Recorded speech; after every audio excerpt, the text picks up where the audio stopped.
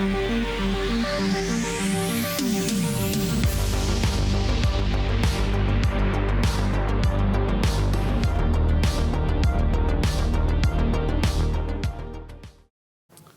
we're going to kick this off. We're trying to sort out some internet options here, but in the meantime, I'll give us our little intro. So first of all, I'm Kyle. This is Jeremy. We're from Dagger. And you'll see more about what Dagger is through this workshop where we're going to build a cool, sweet agent, and we're actually going to deploy it to GitHub. And so even like worst case scenario, if we can't get things running locally when we actually push things to GitHub and see agents running GitHub, then that's going to be out of our internet hands, and it's all going to be really cool. So first of all, on the left side here, cool. On the left side here, we have kind of where we're getting started from. So this is the documentation site where we have install instructions. So I'll walk through those real quick. And then our quick starts where we're actually going to walk through these as like the content of this workshop. And then also a shout out to tomorrow night. We have a hack night at the Cloudflare office. It's on the external events list for this conference as well. But here's a QR code for it. Okay, so real quick. So there's a question about whether there's a Slack, I think. Slack for the workshop? Yes, absolutely. So if you go to the Slack, it says Dagger-workshop. Ship agents that ship is, got it? Okay. Cool. Let me pull that up as well. So if there's questions, put them in there or raise your hand and Jeremy will get to you. Climb over people. I will. And, I will make it happen. Yes, I'll do my best. Awesome. So yeah, if you're following along, awesome. If you can't, like because you don't have desk room or can't get the internet or whatever, I'm going to walk through it live because I already have everything on my machine. And then you can always check back with this later on once you have a solid connection. So if you're not able to get out your computer or follow along, just watch me and I'll go through it and it's going to be really neat. But if you are following along, here's the installation page on docs.dagger.io, so you can install from the Homebrew tab or straight from our install script, or with winget, you can install the Dagger CLI. The only other dependency is that you need a container runtime, such as Docker or Podman or nerdctl, so like anything that can run containers, because Dagger itself runs its engine as a container, and I'll explain what that means in a second. But if you're following along, get started on this while I talk through a bunch of stuff about what we're actually doing and what all these technologies are trying to accomplish. So I'll go pause for you really quick. Yeah, just for the folks on the tech team, and so for some of you in the room, we're finding the Wi-Fi may or may not work for you. Use a hotspot if you got one, if that works down in the basement. Then you're amazing. Also, I'm trying to do a little something through the wired connection here, but for the tech team, it's requiring a password for me to use this service. So anyway, if you have that, slip me a note at some point. But otherwise, yeah, we're working on getting more connectivity as we speak. Awesome. Yep, there we go. So the QR is actually for the hack night tomorrow night. The docs and what we're going through are at docs.dagger.io. So that's like the main content for what we're going to walk through. And I guess real quick, we can intro as well, if you want to intro yourself first, Jeremy. Yeah, sure. I'm Jeremy Adams. I look after kind of the ecosystem. I'm part of the ecosystem team that Kyle and I are both on. And I've been at Dagger for a few years, and so I've got to see already a progression of folks using us for all sorts of things, and most recently, a lot around AI agent kind of workflows. But I love in this workshop, we're going to blend together some of the classic use cases we've seen with Dagger around CI and dev workflows, as well as giving those to agents. Awesome. Yeah, I'm Kyle. I'm on the same team. Yeah. And I have a background in like DevOps and platform engineering, so much more on the kind of cloud infra side of things versus that building side. So it's cool to come at this from that perspective of trying to deploy agents somewhere and make things work. And that's why in this workshop we're going to deploy things to GitHub, because that's eventually what you're going to want to do when you build an agent. You have to put it somewhere to run it. It can't just live on your machine all the time. I guess depending on what agent is. Anyway, so if you made it this far, you've made it to the docs, then we're going to talk a bit about what Dagger is and why we're building agents with it. And so basically, Dagger is, like I said, it's a container runtime. It's a workflow engine. And so people have historically done things like build their CI/CD with Dagger, because you're building these pipelines that orchestrate containers, run all these tasks, and it runs the same on your machine as it runs in any cloud, like in your Kubernetes, in GitHub, wherever your CI might run, but it runs the same everywhere. So you're making these workflows. And the cool thing is, that's also what agents are, right? Is that they're just these processes where we have a bunch of tools we want to give to an agent. Anyway, okay, we're gonna see in action. Yes. And so let's see, we have components, right? So Dagger itself is made up of core components like containers, like I said, also repos, directories, files, and now LLMs are also a component that you have to work with within this kind of toolbox of Dagger and how we're building things. And so it's just another building block, right? It's not a framework special, like just built for making an agent and then you have it living next to your software. It's another component within your toolbox. And so you're bringing LLMs into these existing workflows. And that's why it's a little bit different.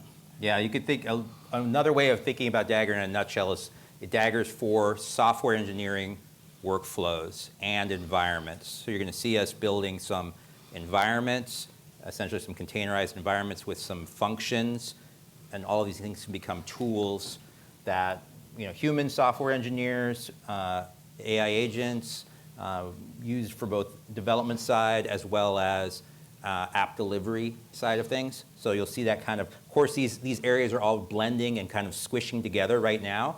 We're seeing all this stuff happen in real time. So Dagger is kind of going to be one tool that you could use for that whole range. You explain Dagger as a tool to containerized environments. What's the distinction between Dagger and Docker? Yeah, so the question was, if Dagger is a tool to build containerized environments, what's the distinction between Dagger and Docker? So yeah, Docker has been around for a long time, and in fact, the founders of Docker are the founders of Dagger. And so we could think about the original scope of Docker was really about containerizing an application and making that thing portable so I can run on my laptop or Kyle's or up in Kubernetes or anywhere. So now what we're doing is we're taking a whole workflow and making that a portable thing. So yeah, there's definitely multiple containers and other types of objects, but everything's sandboxed by default. So yeah, and we'll see as we get into it. Great question. Yeah, so we're writing code that is workflows itself. So that code can be Go, Python, TypeScript, Java, PHP. We have all these different languages you can write with. And the cool thing is that you're not kind of choosing your language for Dagger and then that's the world you live in. Dagger has this cross-language interop. So if I write a cool Dagger module it's going to want to load. That's why I have it. Oh, Yeah. you're amazing. Yeah. Yeah. Error occurred. That's Wow. okay. Okay. No. Okay. So I broke it. if I write a cool module with Dagger that say does like a TypeScript build or something, right? I can share this on the Daggerverse, and maybe I wrote that module in TypeScript, and you're writing your modules in Python. You can just install my module, and you have these native bindings in your language to work with Dagger modules across language. So anyway, that's my point in that we're not, when you pick a language, you still get to benefit from the whole Dagger ecosystem. And we don't have images on these. That's okay. There's some sweet animations there Yeah, of like imagine code like happening. It's so cool. Yeah, like the coolest Yeah. animation you could think Yeah. of. Awesome. So I think we could probably skip forward here. Yeah. And so hopefully we've installed or we're downloading, maybe we're still downloading Dagger. So I'll run through real quick kind of the basics of Dagger. So hopefully that's big enough. Maybe I'll make it a bit bigger. Yeah, that's good. There we go. Yeah. Cool. So we've installed Dagger. We've got these things like container runtime somewhere. And so the first thing we can do is create containers. So if I'm in Dagger shell, which I think I am over here. That's definitely got to get bigger. Yeah. So I'm in Dagger shell, and I can say container, I think. Oh, no. Let's go over here. Fighting the internet.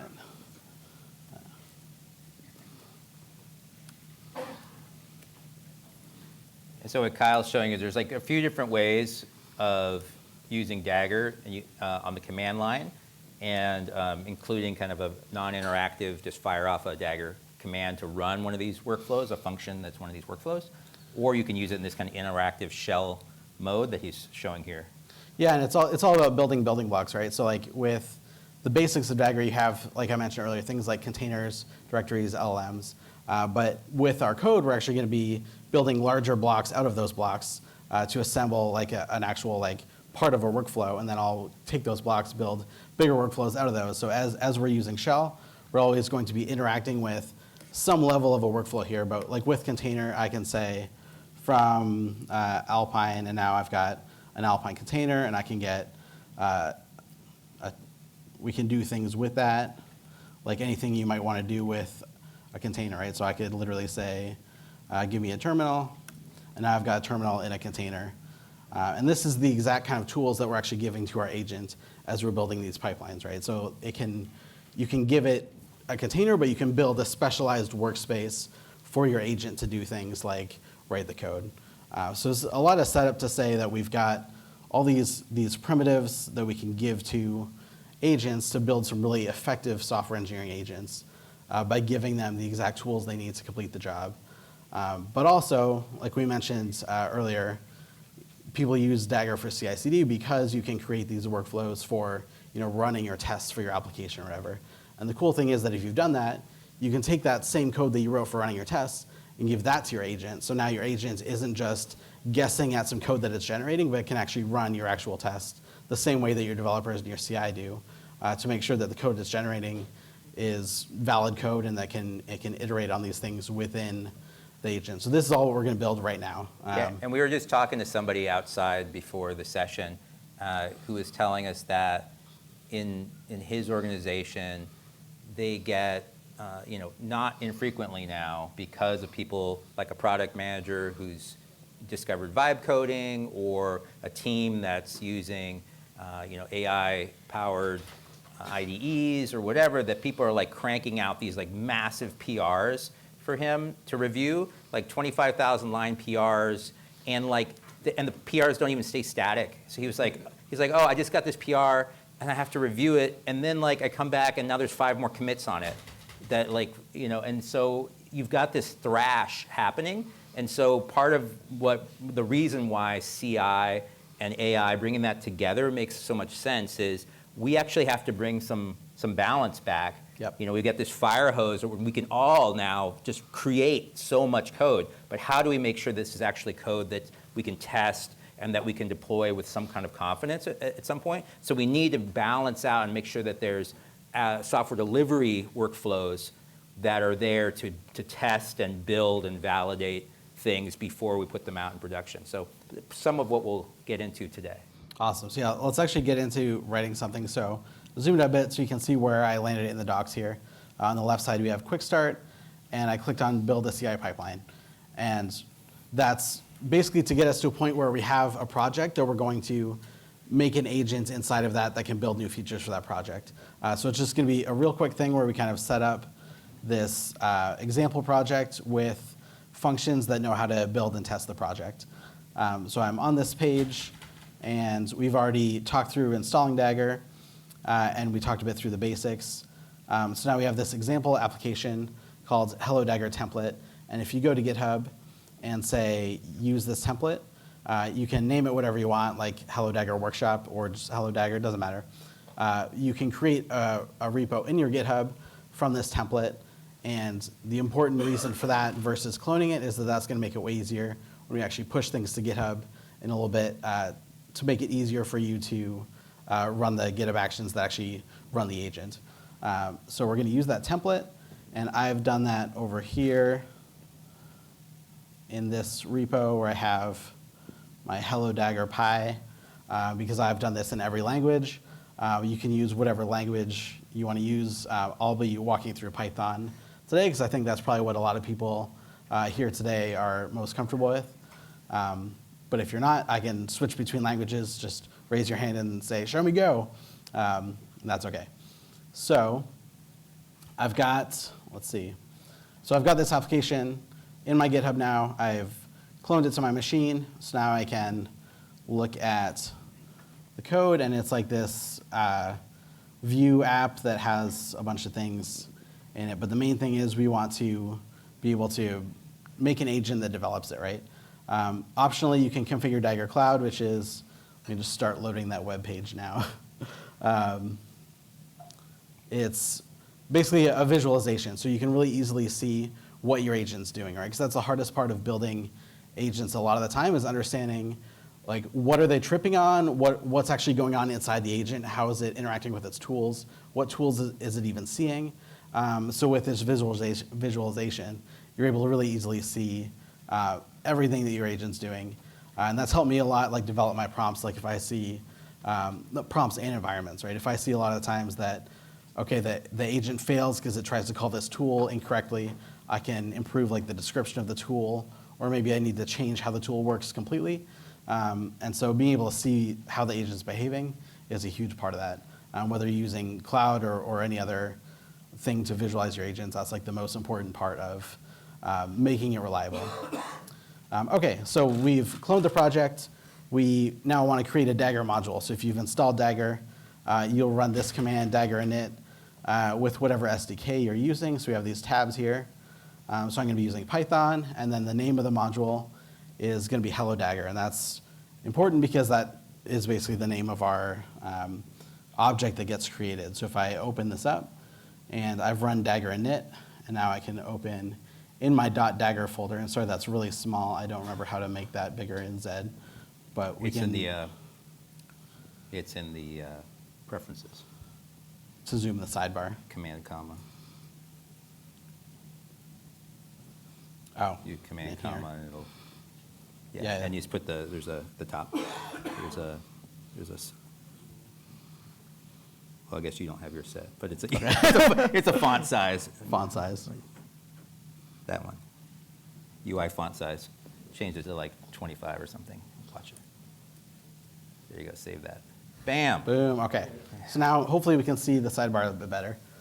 So I'm in this .dagger directory, and apparently I've written Go for this one. Is this? Oh, because that's the wrong project. Cool. Let's go to the correct project. We open that up and close all these things. OK. So I'm in the correct project. And in my .dagger, I've got this source, hello Dagger, main py. And so we would have generated, when we said Dagger init, it'll have basically these files, but some different content. So it's going to have like the basic generated things to get you started with building modules. But we're going to say, let's see, Dagger functions. It'll show us what's available in this Dagger module that just got created. And so this is basically how you interact with Dagger, is with the Dagger CLI.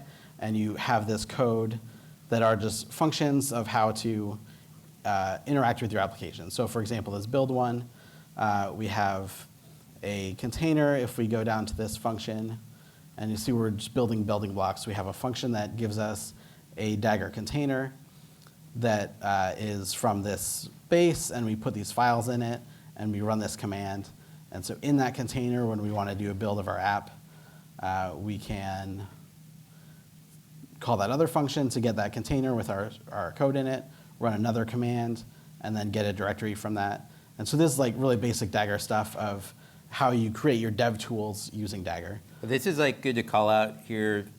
So originally we had this example from Kyle where he showed us running like a container, and then we said, give me a Scratch container. Oh wait, give me an image from Alpine or from Node or from whatever. And then you can layer on more things, like add a directory of source code to that, run exec a test command, whatever, right? Chaining these things together. So you notice I'm using this builder pattern here in code instead of in like a CLI. So it's all the same API under the hood. It's just in this case, he's using a Python SDK into that same API. But the same things are happening either way. Same one unified cache where all that stuff is being, all those cached operations are at, and one API. So that's why it becomes really easy to use different languages, different language SDKs, because it's ultimately all one API under the hood. And so we got this code in the next step of this where it says construct a pipeline. We've copied this code into that main file, and that has all of those functions like publish, build, test, and that build env one we looked at, and build env as in like your build environment. And so when we run Dagger functions, we'll have those shown up here with their descriptions and everything from the code. So now at this point, like we've got the project that we want to build the agent in. We've got some Dagger functions that let us build and test the project. We've got the project itself, so now let's actually get the agent started. And so now I'll zoom out again so you can see, because I jumped to the next page here, which is add an AI agent to an existing project. And so we're starting from exactly where we just left off there with that previous guide where we pasted in that code. We have our build env, publish, test in our Dagger functions. Lots of useful functions, but the expectation was the human was probably running those, right? You were having them run in CI. You'd kind of set that up, but nothing really agentic yet. Right, so we have, we're just running our unit tests or our build and creating a production container. And this is what you as a developer or your CI environment are running these functions. But now we want to create an agent for developers to interact with or to run anywhere, but also our agent should be able to use these functions as well. And so we're in this next guide, and we're going to now create a submodule, because I mentioned like our agents want these refined environments where we give them access to exactly what tools they need to complete their tasks, and nothing more than that. No, wait, I thought you were going to give agents like every possible tool. You want to let them have like 1,000 functions that do very powerful things and just let them run crazy. Is that not the best practice? Yeah, maybe not based on the smiles across the room. Okay, yes. Oh, yeah, so the question is, what if the tool needed changes at runtime? How about dynamic kind of tools, right? So in a lot of cases, we're working with MCPs. We might have a lot of static tool kind of experience. What if things change? What does happen, Kyle? Well, so the main thing is like you want the right amount of tools for that agent to solve its task, whatever that task is. Like it needs the flexibility to be able to solve complex problems. So it's not just going straight down a workflow and saying, okay, I do this, and I do this, and do this, because you don't really need an AI to do that. It needs the amount of tools to select, to choose its own path, to solve whatever task you throw at it.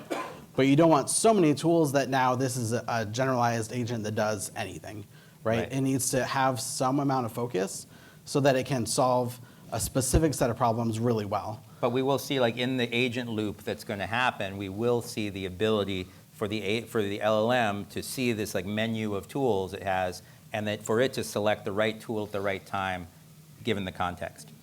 Yeah, but yeah, definitely like a big part of iterating and building these agents is determining like the scope of the tools. So like the kind of the balance between flexibility and reliability, where you want it to be able to solve a breadth of problems. So it needs a variety of tools that it might need. You don't know exactly what it's going to need ahead of time, but you don't want to give it so many that now it's getting lost and confused and fails half the time, right? And so that's what we're going to focus on here with this. We're going to create a submodule basically that is kind of its playground. It's specific set of tools that lets it edit our source code. And so if you've worked with maybe agent frameworks in the past that have like file system tools, we're actually going to build that in our own code right now. And it's just a few lines of code, so don't let me scare you with that. But that's the idea, is like we're creating these building blocks, and as you scale this up, you can consume these from that other people have written. You don't have to write it all from scratch. But for the practice of building this as a workshop, we're going to write it all. And so, All right, what are we going to give we put in this workspace? What kind of functions? yeah, so we do another Dagger init here, and we say .dagger/workspace. So we've created in our file system another subdirectory here, workspace under .dagger. And so this is another Dagger module. And this one's just going to have just the functions that we want the agent to have access to. So you can imagine it wants to read the files in your source tree. So we have a function, and again, a file is one of those core components of Dagger. And so our workspace has a Dagger directory, which is our source code. And so we give it a function to read a file from that. So it just gets the .contents of that file. And that's just the Dagger API to say, this is a path to a file. I can do lots of things with a file. One of those is to look at the contents. Another function it needs is to be able to write files to the workspace, obviously. And so it's very similar API here where we say, OK, give me the path and also the contents to write to that file. And then it needs to be able to know what files are in the workspace. So it needs to be able to list the files. And it's just going to literally do a tree in that workspace so it can quickly see the file structure of your code. And so now, basically with those three, we have another one that we're going to look at in a second. But with those three, now it can do all the code editing you might ask it to do within your file system, right? And with more complex projects, you might need more advanced capabilities of these. Like you might need to be able to read specific lines from a file or scan files or insert lines into files. But with our kind of demo agent that we're building right now, it's like just the most basic where we can just read and write files and list the files. So if the agent had access to this workspace object, it would see those functions as tools. Read file, write file. Exactly. It will in a minute, yeah. Yeah. Not yet. We haven't plugged the brain into the robot body yet. Right. So right now we're building, if you think about the agent as a robot body with a brain plugged into it, we're building the robot body. And the brain is going to come in just a second here. Which could be any LLM, kind of Yep. a brain in a jar, right? Okay, so our last one, finally, that I mentioned earlier, is test. So when it generates this code in its workspace, it needs to be able to test to make sure that the code it generated is correct. And if it didn't, it'll get the test failures and iterate until it's producing good code, right? And so this is kind of the most important part of building this good agent is some sort of validation tool, whether that's like a test or a lint or just something to check that what it's generated is correct. Or maybe it's all of these things, right? There could be different levels of complexity. But anyway, here now we've got this workspace. So if I go in my workspace, I have this exact code over here. And if I run, I think I have the function down here. If I say Dagger.-m, so now -m points to a specific Dagger module. And I say functions. Remember, before we ran just Dagger functions. If I run Dagger-m .dagger/workspace functions, I'll see exactly those functions that we just created. Okay, so the next step is we want our main Dagger module to have that as a set of tools it can use. And so we're going to say Dagger install that workspace module. So now it's installed as a dependency of my main module, so it has this object available. And we'll see why that's really cool in a second, but basically all your dependencies of Dagger, like I mentioned, like we have, I can look at this real quick. We have a big community of people building things with Dagger. And with that, we have the Daggerverse, which is this massive index of like thousands of Dagger modules that do different specialized things. But whenever you install one of these into a Dagger module, it creates, if we look at my Dagger JSON in this project, we have this list of dependencies. And so your Dagger module has basically its own Dagger client that is the core Dagger API in addition to all of your dependencies. And so that when you're writing code, you can, like I mentioned earlier, like native in this language, you'll see all of these things available on the main Dagger client. So you can do all these complex tasks. So basically, we've built two modules already. We've built this workspace module and the main module where we're doing our tests and builds. And so we want to create the agent now that can take that workspace and our tests, and we can actually ask for new features or modifications or whatever. So that's the next step in this guide we're looking at. where we want to create an agentic function. So Could we have mixed and matched? Like, could we have written that workspace in TypeScript or in Go and still installed it into our Python module? yeah, exactly. So like the other modules, any individual module can be written in any language, and you can mix and match however you want. I knew the answer to the question. I was just, just checking. But yeah, we see people do this a lot where they have different teams where, like, maybe there's a front-end platform team and then a back-end platform team, and maybe these folks are TypeScript, these folks are Go, but they can interop and use their stuff. So, yeah. Yeah, so like every task or workflow or whatever that you do with Dagger is a function in your code. And so an agent is no different, right? It's just going to be another function, and we're going to call this one develop, because we're going to ask it, we're going to give it an assignment to complete in our project, and it's going to complete that assignment. So the develop function is our agent. And so this is going to give us the code to copy, and I'll just open it in the editor so that it looks a bit nicer. Don't worry, it's only like 500 lines. Totally fine. And you know what? It's really short. And oh wait, it's not 500 lines? yeah, this is it right here. So we have a few lines, maybe. You have it all like spaced out nicely. Yeah, Yeah. So we have a new function called develop, and it takes in an assignment.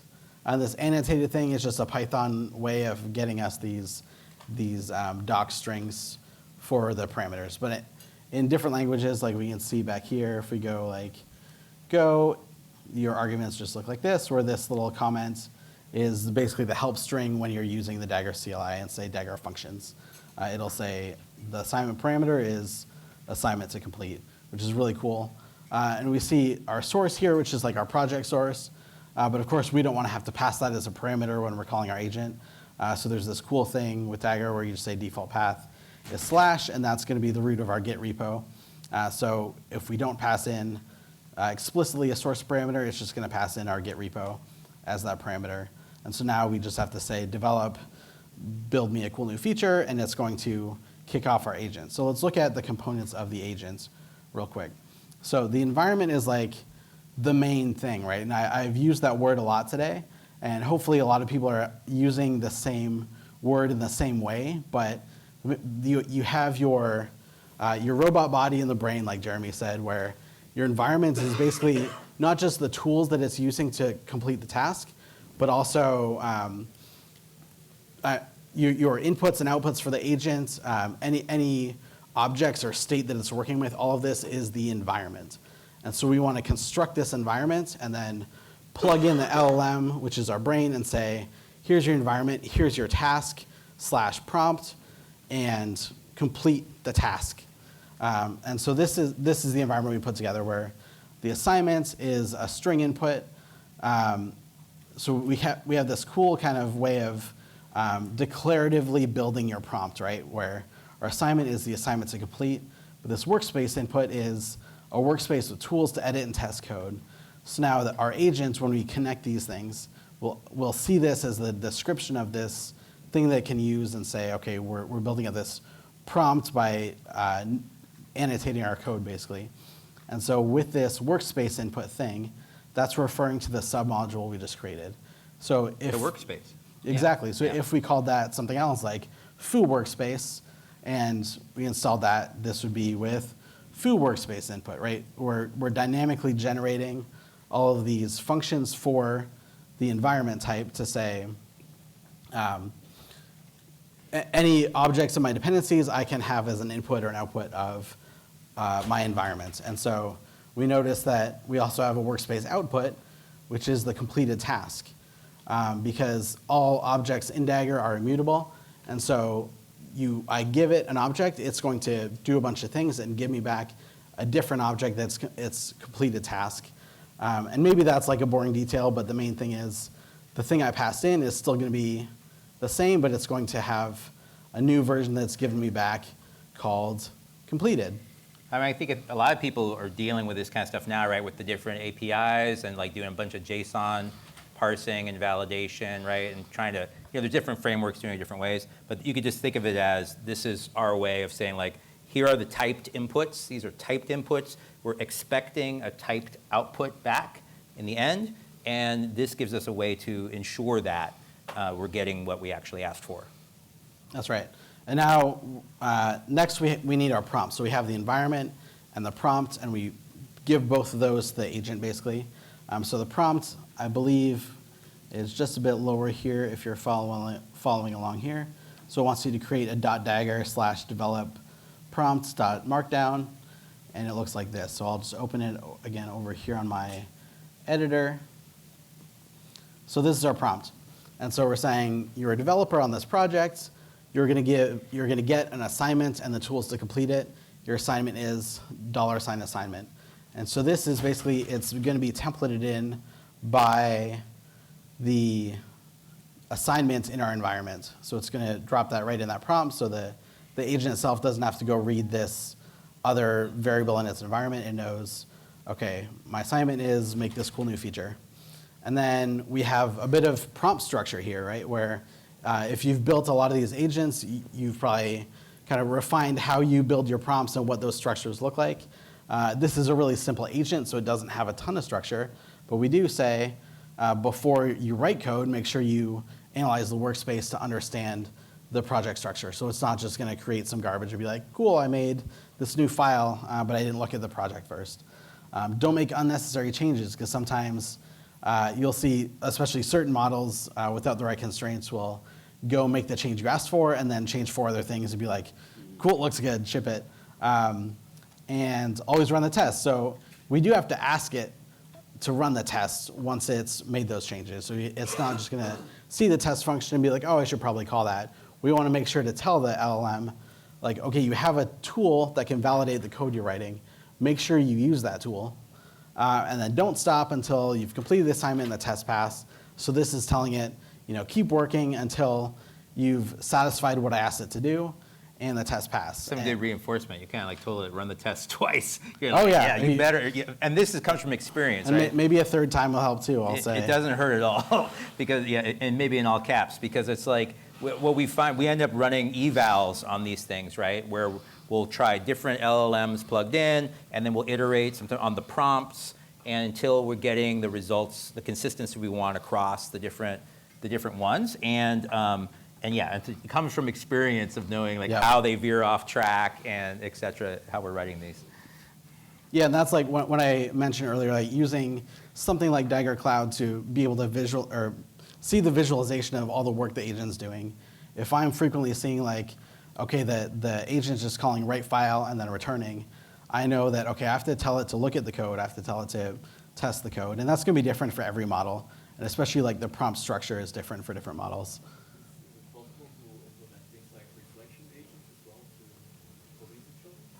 Yeah. So the question is like, can you implement like reflection agents to police each other? And that's something, I probably have an example of that I can show at the end if we have time. But yeah, like remember with this, each agent is just a Dagger function. And so you can create all these agents layered on other agents. And even in your environment, you could actually put an agent in the environment and say, hey, you have this agent at your disposal if you need it to do something. Right, and I have examples of that too, but it's like similar to the concept of like Google's A2A, where you say, if you're not familiar with that, it's basically this structure where you tell an agent, listen, you can do these things, but you also can talk to these other agents, and that's what each of those other agents do. And so if you need to, you can reach out to them and say, hey, other agent, I need you to tell me how to write TypeScript, and that comes back, right? So you can put agents in environments. It's all just piecing functions together, right? It's just the same code we've always been writing, but now there's an LLM component. Cool, so now this line right here, line 94, most important line of the workshop, because this is the agent, where we've actually taken our Dagger client and .llm, so this is another type within the Dagger client. Should make it bigger just for a second, just sure, yeah. So it's off the screen, since it's so important. I feel like it's not even getting that much bigger, it's just so huge. Yeah, there we go. Yeah. Cool. So like we've said, all right, from the Dagger client, we need this LLM type. We give it an environment, we give it a prompt, and that's the agent. So now we've got this thing work that is a Dagger LLM. See, people want pictures of it. You got to Oh, yeah. center it. You got to make it look good. There you go. Boom. If you need I your can pictures, by it. You can get one with Kyle and commemorative. We've got like frames outside. You can slide it in. Yes. After. It's cool. I'll autograph it. Yeah. So that's the agent. Like that's literally, because we've asked it, like we've said in this prompt, we didn't really ask, we told it. We told it in the prompt, this is your task, this is how you work, don't stop until it's done. And so now this work variable in our code is the completed work. And so from that work, we can look back at the environment in that and say, I have this output called completed. Because you remember in our environment, we defined a workspace output called completed. And this thing should be a workspace. If it's not, somebody screwed up. That happens sometimes. It's a good final check. A good Exactly. Type check, yeah. And so from that workspace, we want to grab the completed directory, which is the source. So if you remember in our workspace object here, it has an attribute called source, which is the directory. And so this is all like a few layers of complexity, but we've said in that workspace, we have a source thing that's a directory, and ignore the node modules folder because maybe that's going to break in my machine. Yeah. And then now that we've got that, just to make triple sure, because remember, I mean, we did tell it three times told to run it test. to test. But now we get this back, and in our code, we're saying, all right, now run the test, because this is all the same code that we're using throughout our project to run tests. So we can say, okay, completed. Now manually run the tests, and if that fails, you could maybe kick it back to the LLM and say, hey, this failed, try harder. That's pretty huge, right? So that's Yeah.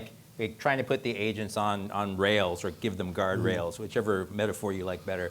But it's like, that's pretty key because we're trying to like let them do the creative stuff they do, the generative stuff they do, like write some code for us, but we need to enforce certain standards, right? It Yeah. could be compliance things, could be, like you say, linting, So we testing, don't whatever. just dump that Garbage. that garbage back to your machine. Yeah.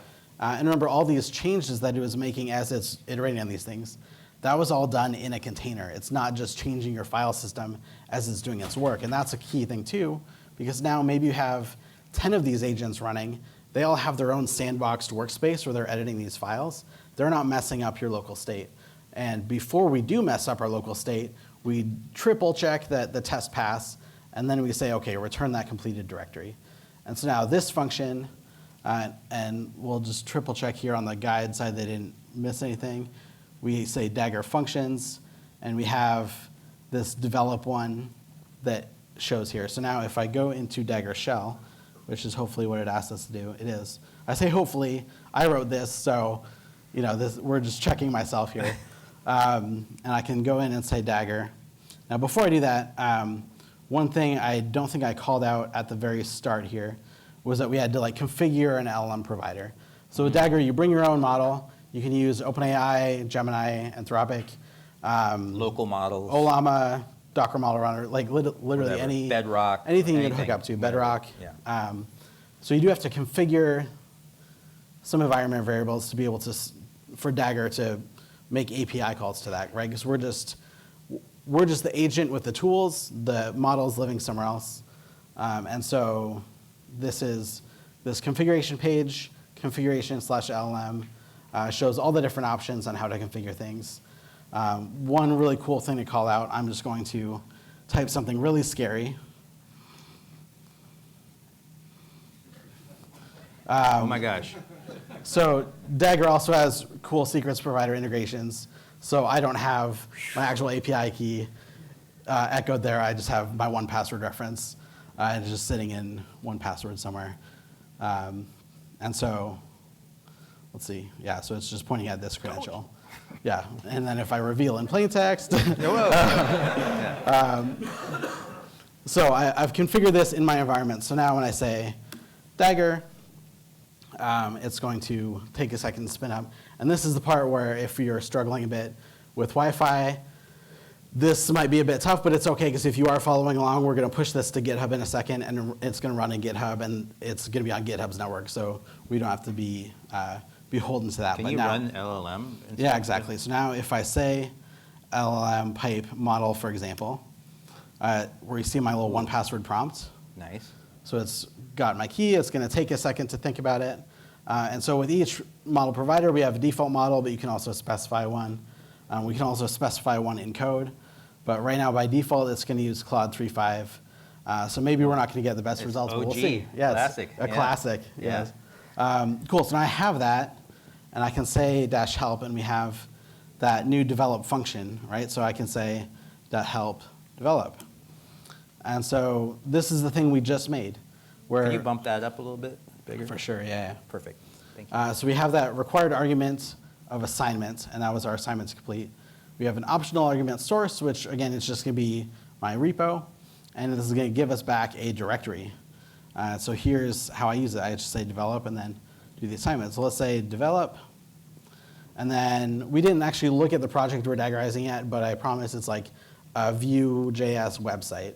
So let's ask Super it to, basic. I think in here we say, the example thing is to make the main page blue. And I'll say make the main page say hello workshop people. Whoa, doesn't say that right now. And I've never run this, so I don't, maybe it'll succeed. And so now we can see this happening. We see our prompts getting passed in. We see the little person face, that's the prompting, and the little robot head of the model, which is Claude 3.5 Sonnet, saying, cool, let me do these things. And we can actually see it calling tools, right? So it's looking at the functions available. We see that workspace Oh, it's list the tools files. you said, yeah, list files. Yeah, the ones that we made. Yeah. And so it figured out, okay, I can look at my files. Now here's this specific file I might need to edit. So let me read that file. And so it now sees the contents of this. And while this is running, let me just open up Cloud, and hopefully this will load. So we can actually see like the cloud visualization of this, because it's maybe a bit easier to see because it's sign in. I'm clicking the button. I think my Wi-Fi is failing me on this auth flow. But while it's running, we'll just watch this. It's the same open telemetry in both places, so that you're Yeah. getting streaming to your terminal UI and the web UI. So we We'll see show it you call in a minute. write file with some new file contents, and now it says now that we've made the change, let's run the tests. And this is the part that really might fail on this Wi-Fi, because it's doing an npm install and downloading a bunch of npm modules or node modules, but it should pass in a second. We'll just let it go and we'll talk through it. But we can see that our agents is actually, it wrote the files and then it's running the tests, which is really awesome. Cool, so this opened up over here. And So with npm install, Yeah. that was part of the tool that you gave it, or it's So this is, oh yeah, so we see it's saying like with exec npm install, with exec npm run test unit. If we go back to our workspace, in our test function, that was part of it. So this is like, the agent just had to call test, and we've defined what happens when you call test. And so It's not like the random ones, like, sometimes you're like, make sure testing. It's like, I'm going to try PyTest with these crazy options. And you're like, why did you think that was going to work? So instead, so you just give it exactly what it should be. We could give it more flexibility in how it runs things, but in this case, like we already know, like this is how you run tests in the project. So we just give it a test function. Like that's probably the biggest thing in like creating reliable agents with Dagger is like giving flexibility where it's important for completing tasks and removing it where you know exactly how things are meant to happen. So you know exactly how tests need to run. So it doesn't need the freedom to just run any command in a container. We know, okay, all you need to do is modify files and run this test function. And for more complex agents, maybe there's some other functions there too. But for this one, like this is the amount of freedom we've given it. Can we like open another? Well, hold on. So we got Cloud. Okay, we got Cloud. So Yeah. we'll get back to my pipe dream in a second. Okay, so let me see if I can expand this. And so this is like the visibility that we want to see when we're running these agents. So we saw the prompt, and we saw the assignment is to make the main page say, hello workshop people. Cool, and then, so this is a prompt we gave it. Now, Claude 3.5 is looking at this and saying, first, let's look at what objects we have and check out the workspace, make the changes, and then run the tests. Sounds good. It runs list objects, which lets it see what it has in its environment, which is like this workspace tool, right? Cool, and then it's going to say list method, so it's going to see what it can do with a workspace, like what the heck is a workspace. It says it has tools to edit and test code, and then we expand that. And so this is like this kind of visibility into the agent's environment where we say, oh, there's this workspace write file function that gives it back a workspace type. And these are the arguments. Oh, you mean, so we didn't have to write any of the JSON kind of, description of tools. It just gets generated from the functions. Yeah, so we just gave it that Dagger module, and then it all got wired up into the agent's environment. And so that's cool. Let me select these methods. So now I have these as tools to call. And then let's see what's in the project. So it's going to call workspace list files. And remember, the way that it does that in our workspace code was it creates like an Alpine container and runs tree. And so we can see the tracing of that too, which is like the underlying actions of the tools being called. We also see the return of that, which is what the agent sees. And it sees this whole file structure. Cool, and then we can see, it says, cool, sounds to make it say that, we should probably modify this one or this one. So let's see what's in those files. We can see it read the file, and that's, it's gonna see this whole file of the word hello world.view. That says, okay, I don't think that was it. Let's see the app.view. And then it reads that file. And then eventually it says, I see that that app.view uses the hello world component and passes a message to it. So now it's going to write the file. It's going to change app.view to pass a different message to it. And let's see, we can expand this to see the whole thing. Yes, awesome. Nice. So hopefully, if it doesn't finish, it's fine because we're going to push it to GitHub in a second. And then GitHub can run it for us. But now it's running those tests. So this is the part that it's currently at in my shell, where it's been running for like 5 minutes.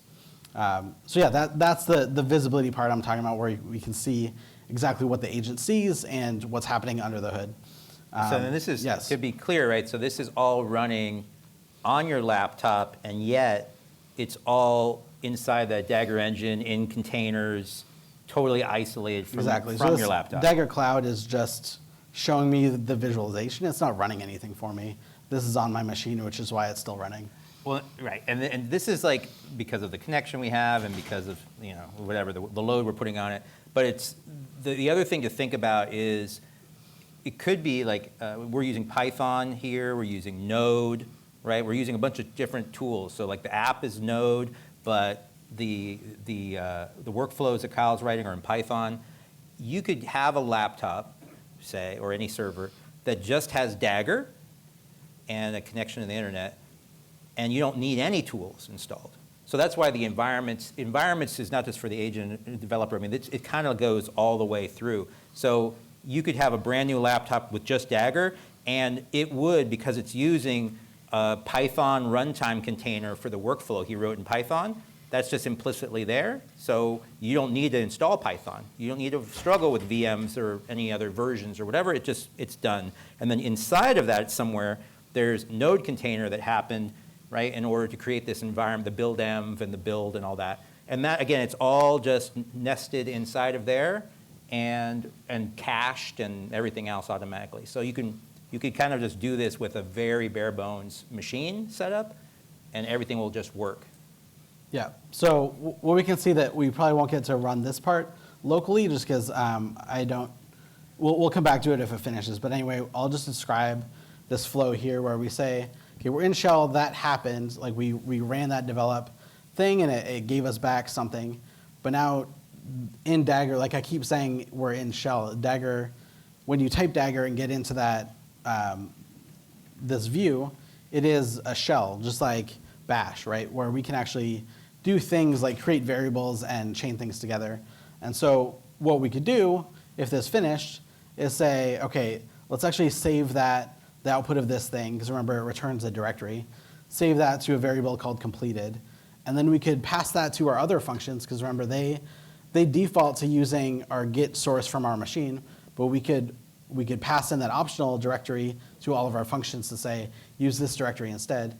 So now I could actually run the whole thing as like a local, like I could see the results of this before even saving it to my machine. So let me just go over here. I don't know why I keep any of this folder, but we'll go to the correct directory. And we'll open another shell here. And I'll just type in part of this command. Because what I can do is I can run the output from the agent as like, I can run the whole site. I can build it and serve it to my machine. And I can see what it's built before I even save it back to my disk to say, yes, this is a good solution.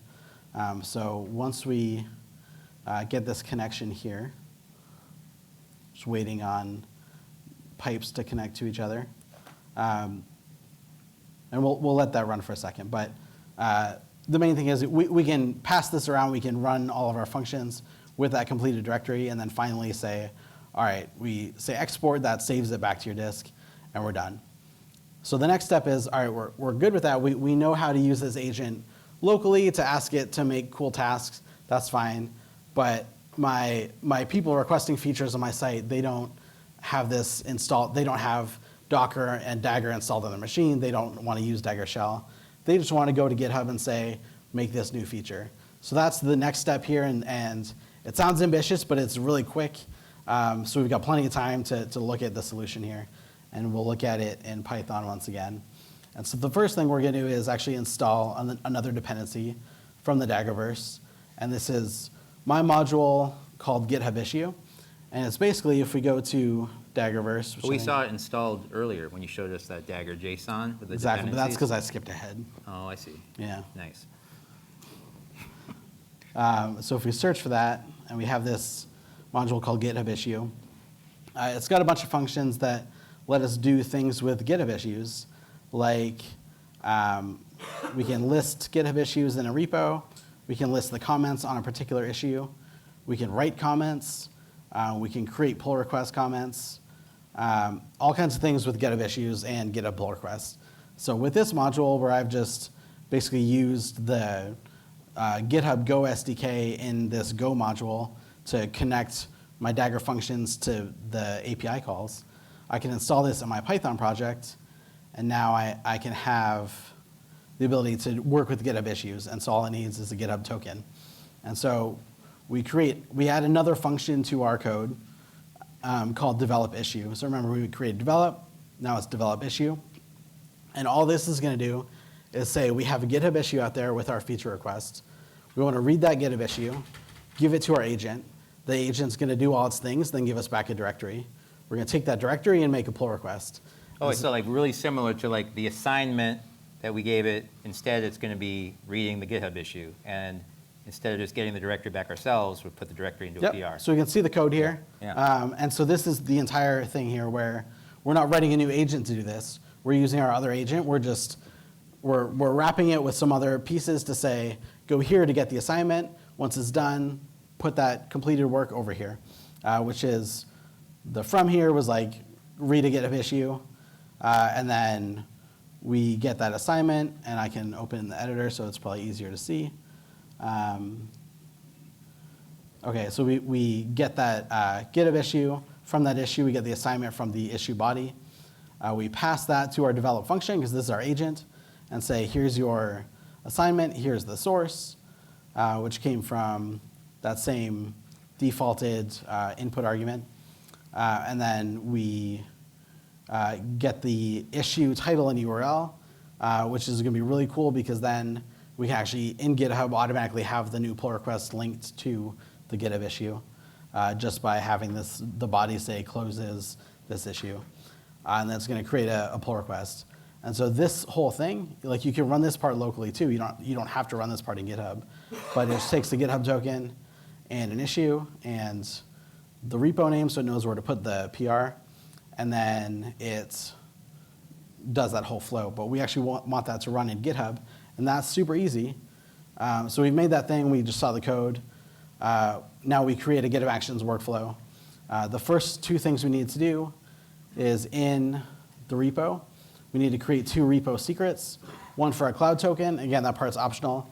But if you want to see all those things happen in Dagger Cloud, you just put that token in the environment. And then whatever LLM key you're using, so the same one I used locally is going to be in that repo secret. So if I go over here in my repo and I say, and I zoom out a bit so I get all the buttons, I say settings. We wait for the page to load. And then down here under secrets and variables, actions, I have 2 repo secrets here that we just saw from that screenshot. Make it big again. Sure. And then there's one more thing, which is, let's let's see, that's how we get our Dagger Cloud token to paste in there. There's a little checkbox we have to press over here to let GitHub Actions create PRs, because that's disabled by default. So if I go under, under Actions, General, and then at the very bottom, there's That's this it. checkbox, allow GitHub Actions to create and approve pull requests. So I've done that. Now I just need to create a workflow, and the workflow is super short. This is a thing you can copy paste, and I'll open it up over here. Under GitHub Workflows, we have develop. And so now we have, this is GitHub Actions. If you haven't used GitHub Actions, I'll explain this real quick.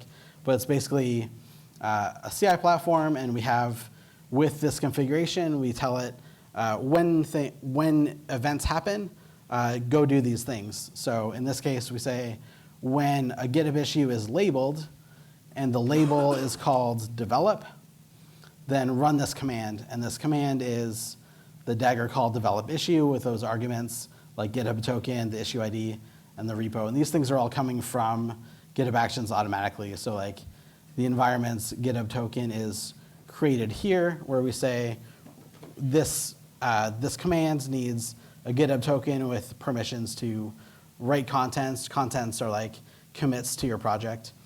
Read the issues, and write pull requests. And so we've put that in the environments. We've given it the API key for our LLM and the cloud token.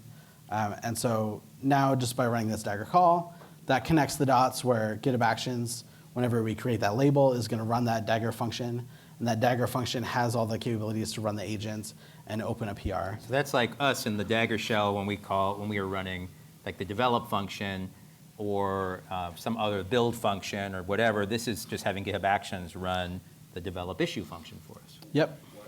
Why are you having GitHub Actions do it? So that it can look into the issues? So we're having GitHub Actions do it because we want this flow to be automated inside GitHub. So I'll show the flow real quick, but it can run anywhere. So you can run it. It doesn't matter. Doesn't matter where it runs. Yep. This just happens to be GitHub Actions because we're already in a GitHub repo. It's free because this is like, we're not using any crazy compute to run this thing, and most of the hard stuff's happening on your LLM that you're paying for. And they have better somewhere internet else. connection at GitHub than we Exactly. do today. So let's say, let's create a new issue, and we'll say change the greeting, and we want to, what do we ask for before? We asked for like, make the main page say, Hello workshop, something like that? hello workshop people. Yes. Okay, so we'll create this GitHub issue. And remember, this whole thing kicks off when I add the label develop. And so I've already run this on this repo, and obviously made a typo as well at one point. But if you don't have it there, you can just say foo, and you'll have a button to say create a new label develop. So we want to call it develop. So I click that, and now my issue has been labeled. And so now that kicks off GitHub Actions to call my Dagger thing. So let's go over here in the Actions tab, and we should see something running. And it says change the greeting, and we can watch this run over here. We can also pull it up in Cloud, because remember I put that Cloud token in there because this stuff is all too hard to see flying by my screen in real time. So let's go back here. And this is GitHub Actions, right? But it could be any kind of orchestration, or CI orchestration. Could be Jenkins, could be GitLab CI, it could be anything, Azure DevOps, whatever you got. Yeah, question. How much, if any, like prompt modification do you guys do? Is it literally just what's in that one markdown file, or do you add, like, is it aware that it's in Dagger or anything? It is, yeah. So we have, the question is like how much prompt modification does the agent have? Dagger has its own system prompt that it adds that kind of guides it towards like how you use tools within Dagger, so it knows like call the select methods and list functions and those things we saw doing. You can add more to the system prompt. You can get rid of that system prompt if you want to, but yeah, there is a default one. Yeah. We have to make further edits because the agent is not able to develop the right code or logic. Yeah. How do we correct after the developer before the rest of the stuff? Yeah, so if the agent does if it calls develop and it runs and it produces something that we say, okay, that's not right, how do we go back and say, make these changes? Can we just edit the completed source? Oh so you can edit the completed source if you want. If you see the source and say, oh, it needs one more change, or I can show you another function where we say we have an ability to give it more feedback to say, okay, you've done this so far. Here's some more changes to make because you didn't get it quite right. And so we'll see that happening. Yeah, go ahead. Also notice you didn't give the Dagger agent access to the test directory. So is that on purpose? So it doesn't write like junk tests, just so that the test pass? The test directory. Or does it have access to it? I think it should. Yeah, so the question was giving the agent access to the test directory. I think in tests, it runs that, and I think in our workspace, we just give it We give it like the full whole source. full source of the repo, And so then- it could get down in there if it wanted to. Yeah, I think it's kind of a funny thing, like making sure the test passed, because sometimes if the agent broke the test, it'll go change the test, and sometimes that's correct, right? Sometimes we actually change the behavior, and the tests need to be updated, but maybe more often that's not correct. So you might want to maybe have that as part of your prompting or part of your validation to say, make sure the agent didn't change the test or how. It's kind of tough to decide like whether that's correct or not. Yeah. I noticed that there wasn't the Dagger install step. Is that done behind the scenes like action? So in It's a one-liner.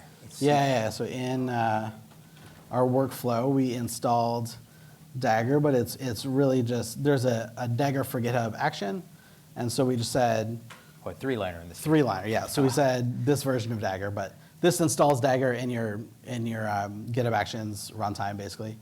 So we used checkout to check out a repo, and then this to install Dagger. The dependencies, like when you install the dependencies, like external dependencies, wasn't there like a GitHub issue one that you Oh yeah.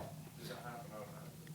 Yeah, exactly. So this is in our Dagger JSON, we have all of our dependencies listed. And so you don't have to say like Dagger install or anything. When we say Dagger install, it adds it to this, and then we just run it. We don't have to do anything like npm install like that. It's just, it knows to make sure your client's generated. But that is the nice thing about having those dependencies, in a file saved in Git, alongside the project.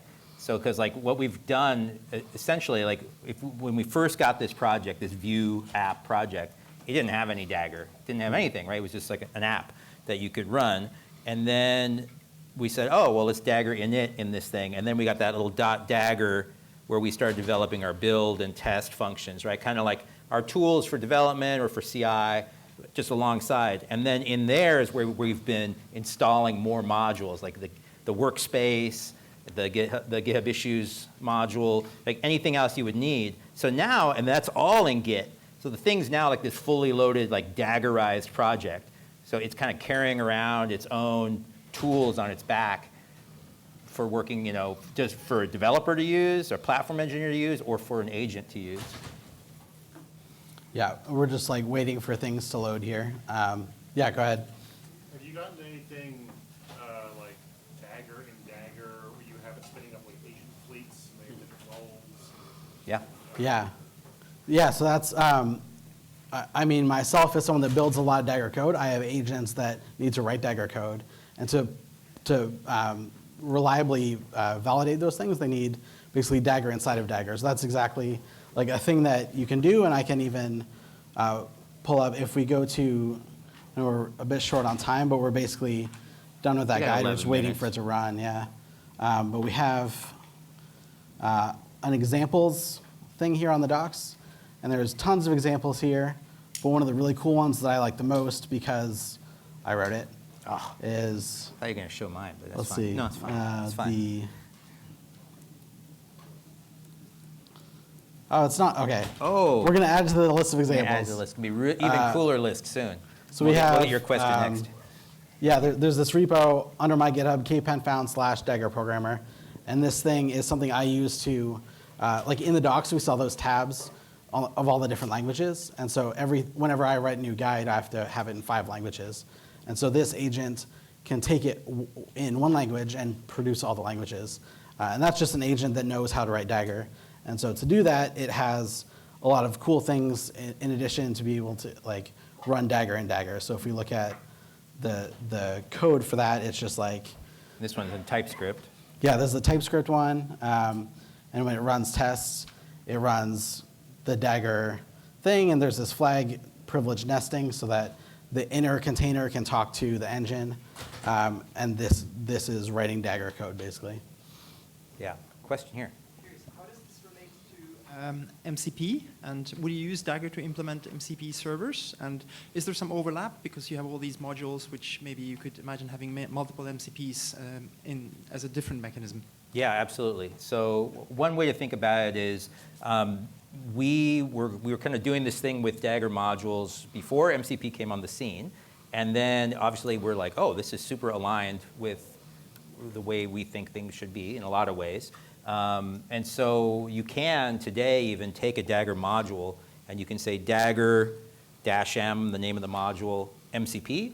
And so you can expose a Dagger module as an MCP server, for example. And yeah, and we've got some more things that we'll be probably sharing soon about that kind of stuff. But yes, we think it's the vision is compatible in that way, and yeah, you can use the MCP ecosystem as well. Yeah, so there's a few different layers to it, right? There's within our agent that we just built, we installed modules, and that uses basically our internal implementation of MCP to talk between modules within Dagger. But you can also take a Dagger module, expose it as an MCP server, and then in, I don't know, the near future, next week or something, you could connect to external MCP servers to bring them into Dagger as well. Yeah. I mean, I wanted to be clear, like the internal implementation, it's before MCP. So it's not MCP per se, but it very much logically, you can think of it in a similar way. Yeah. And because you can expose everything as MCP servers, it ends up being practically, very, very much the same for users.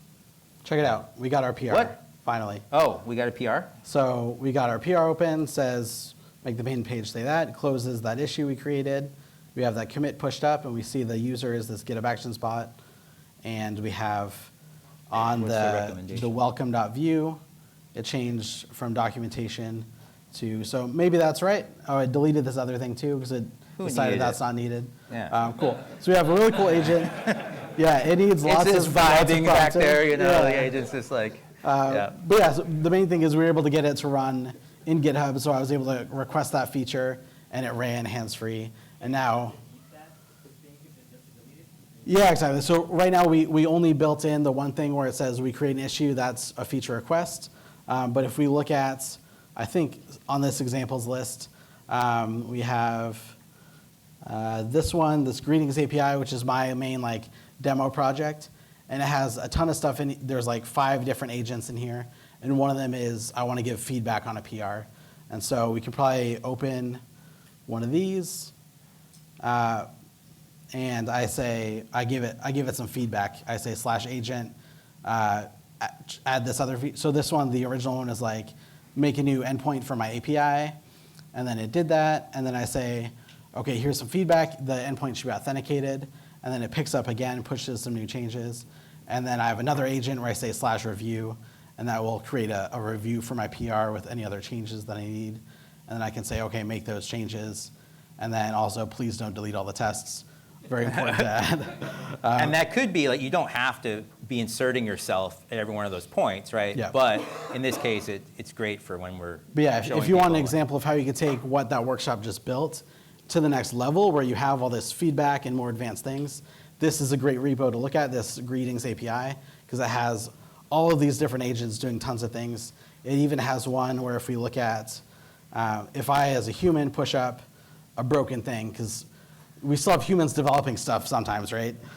So I pushed a broken thing and the test failed, which is super annoying because I skipped running tests because I didn't have a good prompt that told me to run tests 3 times. This agent can actually look at the test failure automatically and propose a fix for that I can just click on it and fix that test change, right? So this is all stuff in this demo repo where you can see how to build all these things yourself. It's a question over here. There's a lot I really love here. I just had a question almost getting at the motivation for some of this stuff. Yes. It feels like there's a world where Dagger could have really prioritized just like the containers, the workflows, and let you just bring your own AI agent. Like, what's the motivation behind making it its own primitive and going down that path? I think there's a lot of levels to it, right? Like if you're already really baked into like Pydantic or OpenAI Agents SDK, you can still use those container workflows in that. And I'll show it. Maybe I shouldn't, but but I have. Go crazy. If you've done the OpenAI Agents quick start, if it loads here, or sorry, this is the agent quick start we have, but with the Agent SDK, where I've used the OpenAI Agent SDK that says like, here's my completions model. This is actually using Olama. This is what their SDK looks like. But in that SDK, I'm actually still using Dagger. So I actually recreated that same workspace where you have read file, write file, and build. But I've created that with Dagger inside of the OpenAI Agents SDK. So I'm using their agents, but using Dagger code for the containers. It's great you can the library. Why use Dagger, I guess, is the library. Yeah, the main thing is like this, I had to write all of these tools and how to use them. If it's all within Dagger, you get that cool thing where we have that whole Daggerverse of modules. I can just plug one in, and that's just given to the agent, right? Yeah, your whole method signature is instantly translated into the right form to work with tools, right? You get tools for free as well as functions. And yeah, and we do have some people in our community that are using Dagger. They're like with Pydantic and other things where they're just like, they want this sandbox capability because they're like, oh, I don't want to, maybe I don't want to use another cloud sandbox vendor or whatever. I want to have it locally, but I don't want it on my computer in my file system either. I want containers. I want it easy. So yeah. But I think, yeah, the sweet spot is kind of doing it all because it just harmonizes really well. Yeah. Question there. Hi. Thanks for the great demo. So I had a question. Let's say if I want to build a agent for programming HTML games, Yes. which run in browser. So for that game building agent, I would need the testing, so the running and testing environment to be browser. Yes. So does Dagger has those sort of constructs? Like let's say if I want to spin up a browser environment and then do some kind of automation in that for testing that game which the LLM might have written. Yeah, I mean, you certainly can. I mean, I've done some headless browser stuff. I've also done some browser stuff and then connect over VNC or different. Yeah, you can do a lot of, you can do a lot of stuff with Linux containers. So yeah, we should talk about it. You should come in the community. Let's do it. Yeah. First of all, great demo, and thanks for compressing a lot of information. So is my understanding that you build CI/CD, infra, and all these things once, and then let Dagger do the asynchronous job with guardrails and all the things in place? Like, is my understanding that Dagger is sort of this asynchronous AI agent that does things on its own, but with guardrails, not just leaving Claude code or something in a trust all mode and then let it do its thing? Is that right?